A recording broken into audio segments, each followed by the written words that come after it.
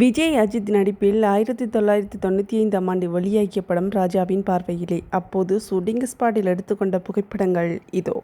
இப்படத்தை இயக்கியவர் ஜானகி சவுந்தர். நடிகர்கள் விஜய், அஜித், இசை இளையராஜா. இப்படம் 2 நண்பர்களின் வாழ்க்கையை சுற்றி நடக்கிறது. விஜய் மற்றும் அஜித் இருவர்களின் நட்பு மிகவும் ஆழமானது. அவர்களின் வாழ்க்கையில் ஒரு பெண் வந்த பிறகு அந்த நட்பில் மாற்றங்கள் ஏற்படுகிறது. காதல் மற்றும் நட்புக்கு இடையே உருவாகும் சிக்கல்கள், தியாகங்கள், உணர்ச்சி மோதல்கள் ஆகியவை இப்படத்தின் கதையாகும். இப்படம் 4 வாரங்கள் ஓடியது. மொத்த வசூல் 50 லட்சம்.